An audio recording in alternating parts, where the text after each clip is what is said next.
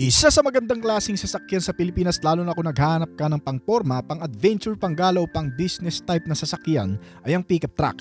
Ang mga pickup kasi ay kilala sa pagiging all-around vehicle na kaya sa rough road, kaya sa mabigat na load at kaya rin sa mga city driving. Kaya naman sa video nito tatalakayin natin ang ilan sa mga bagong labas na pickup truck na siguradong magugustuhan mo ngayong taon. Iisa-isa natin ang kabuang detalye kasama ng mga presyo nito. Pero bago yun, syempre, kung bago ka pa lamang po dito sa aking channel, baka naman kaibigan po itong click yung subscribe button pati na notification bell para naman update lagi sa mga video na gagawin ko pa. Alright, simulan na natin to!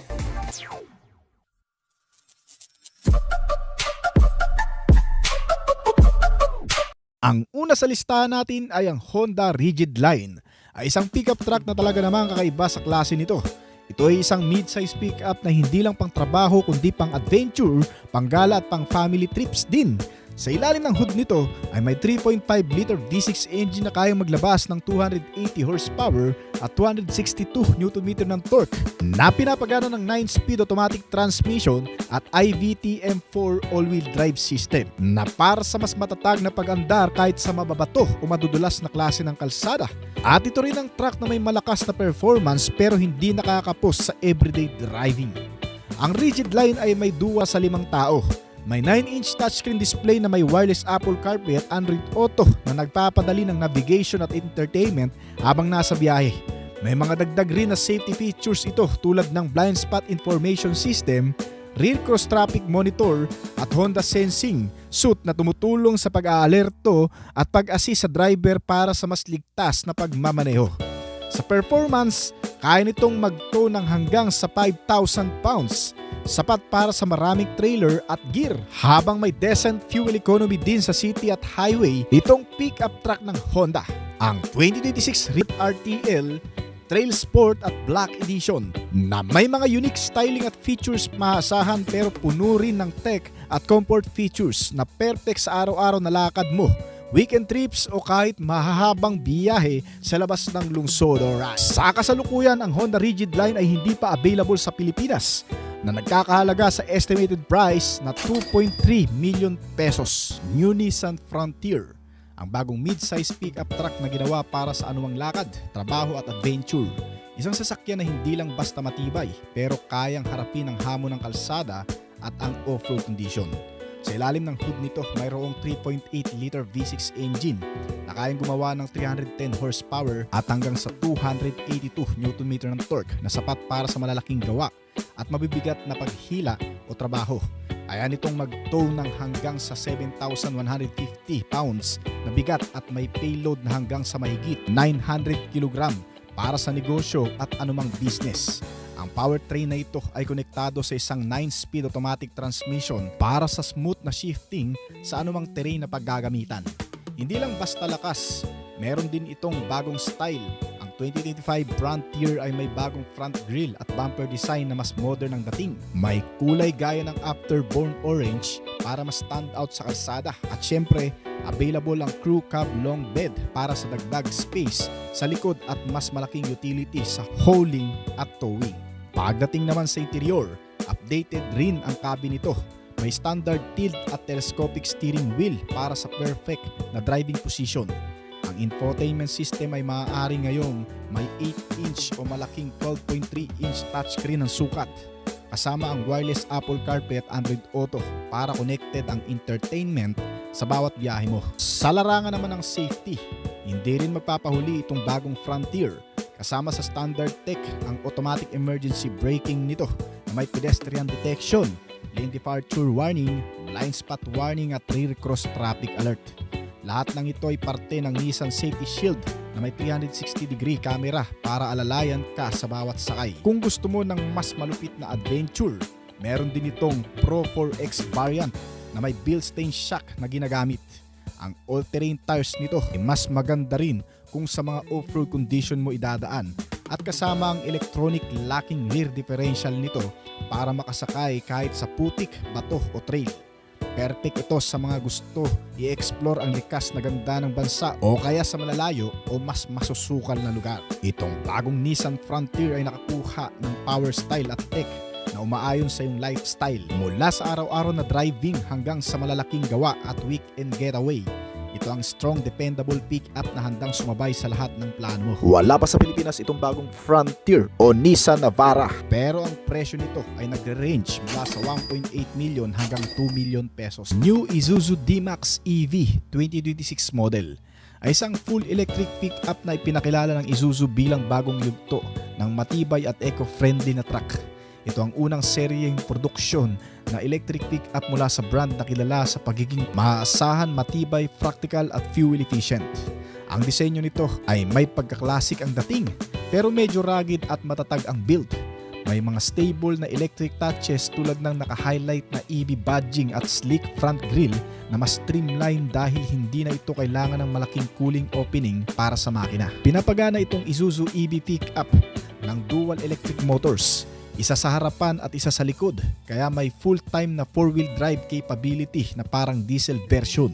Pero ganun pa rin ang power delivery sa lahat ng gulong. Gumagawa ng mahigit sa 185 horsepower at 325 Nm ng torque. Kaya naman mabilis ang response ng EV kaya suwabe ang take-off na umaabot din sa bilis na 160 to 170 km/h. May malaking baterya ito, nakapartner ng electric motor na may 69.9 kilowatts lithium-ion battery na kayang umabot ng hanggang sa 263 kilometro ang isang full charge bago malobat.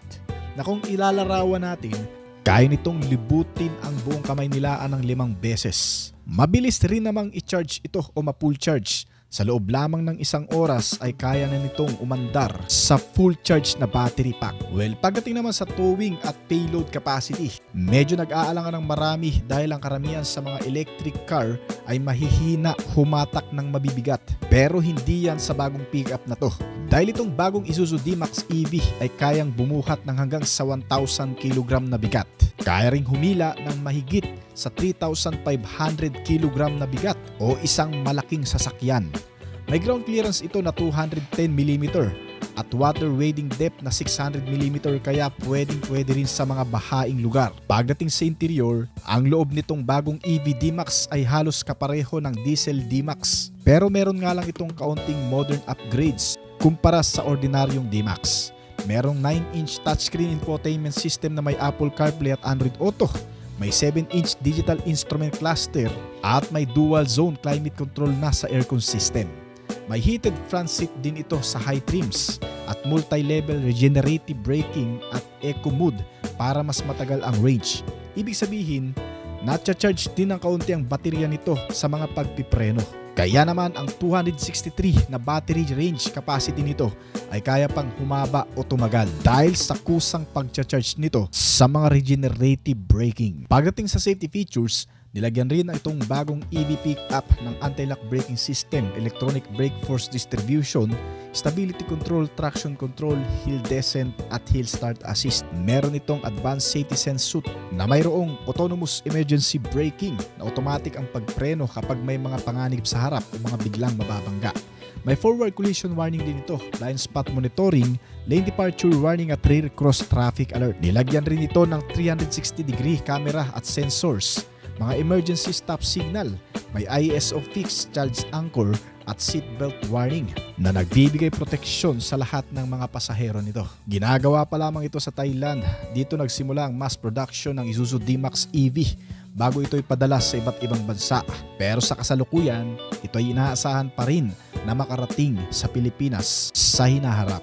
At pagdating sa presyo, ay nagkakahalaga sa estimated price ito kung idirekta natin ko-convert sa Philippine Peso, aabot ng 4.1 million to 4.3 million pesos. New Toyota Hilux 2026 model. Ipinakilala na noong December 2025 ang next generation ng Hilux series na may battery electric EV at 48V mild hybrid at traditional diesel petrol variants. Ito ang pinakasyam na generation na ng pinakatanyag na pick-up truck sa buong mundo. Ito ang modelong tinaguriang combination ng tibay, lakas at modernong technology. Isang sasakyan na hindi lang pang trabaho kundi pang adventure at pang araw-araw na biyahe. Pagdating sa disenyo nito, may rugged at modernong aura ngayon ang bagong Hilux. Sa labas makikita mo kaagad ang bagong itsura nito. Mas malapad, mas aggressive at naka-stand out sa kalsada. Nilagyan ng bagong mas slim at sharper na LED headlights.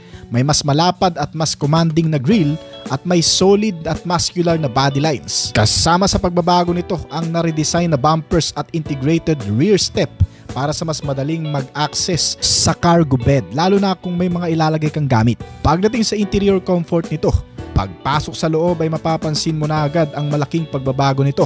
Parang nasa loob ka ng modernong SUV kung ikukumpara sa dati. Mayroon nitong twin 12.3-inch digital display, isa para sa instrument cluster at isa naman para sa infotainment system. May wireless Apple CarPlay at Android Auto na nakasama. Kasama rin ang wireless charging at maraming USB ports na nakakalat sa loob. Nilagyan rin ito ng mas komportabling upuan at mas premium na mga materyales. May dual zone climate control na rin sa air condition at additional features na bagong connected services gamit ang My Toyota app para mas smart ang experience. Ang bagong Hilux interior cabin ay parang SUV na may modern tech rich at user-friendly. Pagdating sa engine, gumagamit ito ngayon ng diesel, hybrid at EV future na powertrain depende sa variant. Pero gumagamit pa rin ito ng 2.8 liter turbo diesel plus 48V mild hybrid na mas smooth ang acceleration at mas efficient sa fuel. Meron din itong battery electric version na Hilux Travo E na may 59.2 kWh battery. May dual electric motors, naka all-wheel drive at may estimated range na umaabot ng mahigit sa 300 km bago malobat. Ang mga klase ng engine sa bagong Hilux na to na diesel, hybrid at full EV ay isang malaking hakbang tungo sa mas malawak na pagpipilian para sa iba't ibang pangangailangan. Pagdating sa safety features, syempre ito rin ay panalo dyan. Nilagyan ng mga advanced features para sa mas ligtas na biyahe, gaya ng Toyota Safety Sense, may adaptive cruise control, collision detection, lane assist, nasinamahan pa ng blind spot monitoring at 360-degree camera view depende sa variant. May hill start assist din ito at iba pang off-road friendly assist kasama ang over-the-air updates para palaging updated ang software at mga safety systems. Isa sa mga bagay kung bakit tinaguriang napakagandang off-roader ang Hilux ay dahil sa pinanatili pa rin ng brand ang robust at versatility nito. May body-on-frame construction para sa matinding terrain, may optional all-wheel drive o 4x4 system at gumagamit ng multi-terrain driving mode para mas maraming surface mastery. Kayang-kaya rin itong humila o magbuhat ng mabibigat kaya madalas din itong pinipili ng mga nagnenegosyo. Ang Toyota Hilux 2026 ay hindi lang basta pick-up truck. Ito ay may workhorse, adventure partner at smart daily driver na bagay sa modernong lifestyle mula sa modernong disenyo nito, premium interior hanggang sa multiple powertrain option at advanced safety technology. Handang-handa na ang bagong Hilux na sabayan ang malalakas na contender nito gaya ng Ford Ranger, Mitsubishi Triton, Nissan Navara at Isuzu D-Max.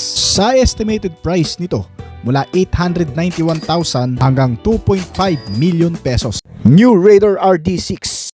Mala SUV crossover na pick-up, medyo may kababahan sa karamihan pero hindi matatawaran ng performance, lakas ng makina at kakayahang bumuhat ng mahigit sa 1 toneladang bigat. Ang bagong modelong ito ay ang magiging mahigpit na contender ng ilang mga car brand dito sa bansa. Dahil sa pagkakataong ito ay makikilala nyo na ang isang kakaibang sasakyan na pwede sa lahat ng gamit, super tipid at flexible pa na klase. Ang Raider RD6 2026 model ay isang makabagong pickup truck na gawa ng Radar Automaker, isang sub-brand ng Geely Holdings. Ito ang kanilang modelong pickup truck at isa sa mga unang electrified pickup na inaasang magpapabago sa automotive market. Hindi lamang sa Asia kundi maging sa iba't ibang bahagi ng mundo at ngayon na nasa Pilipinas na. Itong RD6 ay opisyal nang binibenta sa merkado. Ang bagong pickup truck na ito ay ipinakilala sa pamamagitan ng United Asia Automotive Group Inc. o UAAGI na siyang nagdala ng parehong BEV battery electric vehicle at EMP plug-in hybrid na bersyon nito. Itong Radar RD6 ay idinisenyo hindi lamang bilang utility vehicle kundi bilang lifestyle pickup. Isang modernong sasakyan na makakayanan ng trabaho, pang-adventure at pang-araw-araw na biyahe. Ito ay may malinis na disenyo, teknolohiyang moderno at isang bagong pananaw sa kung paano ginagamit ang pickup sa modernong buhay. May dalawang pangunahing bersyon na inilabas dito sa Pilipinas, ang Radar RD6 na pwede mong pagpilian. Ang RD6 BEV o electric pick-up truck. Isang electric na version na may battery pack na walang internal combustion engine. Meron din itong 4 na powertrain variant na pagpipilian, kabilang ang 4x2 at 4x4 na configurations nito. Ang 4x2 variant ay kayang gumawa ng hanggang sa 245 na horsepower, habang ang 4x4 na variant naman ay gumagawa ng hanggang sa 381 horsepower, depende sa battery at motor setup nito. Ang range ng battery o kung kailan mauubos o malulobat ang battery nito ay umaabot sa layo mula 327 km hanggang sa 383 km ayon sa Worldwide Harmonized Light Vehicle Test Procedure o WLTP estimate. Tinatayang malayo-layong biyahe ang magagawa nito bago tuluyang malobat, na kung ilalarawan natin, kayang umikot ng sasakyan na ito ng 5 beses sa loob ng Kamaynilaan. Hindi lahat ng Radar RD6 ay naka-fully electric na, dahil may isa pang variant nito na tinatawag na RD6 EMP o plug-in hybrid pickup na gumagamit pa rin ng fuel at electricity para mapagana. Ang kabuang detalye naman ng makina nito ay isang 1.5 liter turbocharged 3-cylinder engine.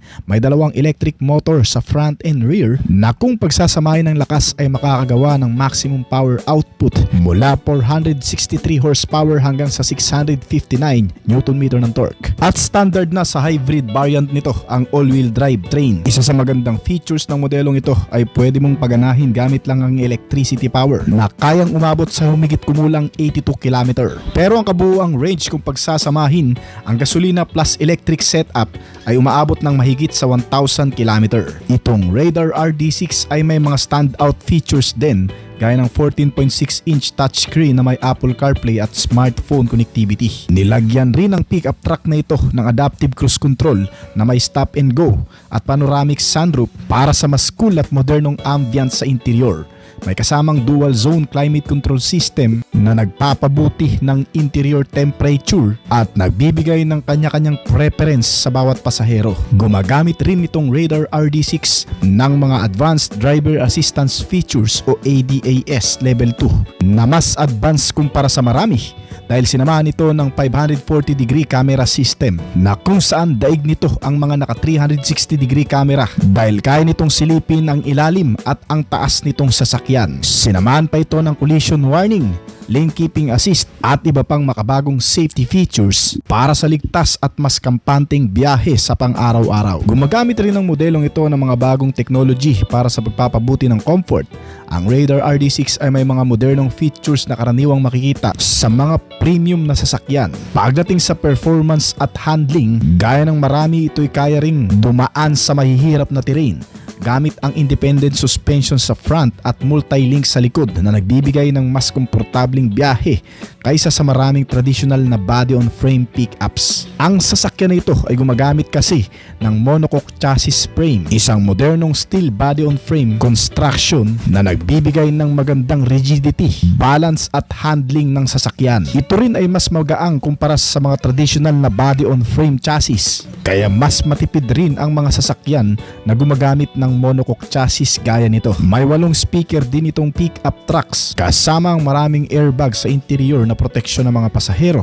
May parking sensors na sinusuportahan ng mga camera system para hindi mahirap ang pag-park. Nasinamahan pa ng hill start assist, hill descent control, tire pressure monitoring system, anti-lock braking system at electronic brake force distribution. Itong Radar RD6 ay umaabot sa kabuang sukat na haba na 5,260 mm at may lapad na 1,900 mm. Ang taas nito ay nasa 1,865 mm at wheelbase size na 3,120 mm.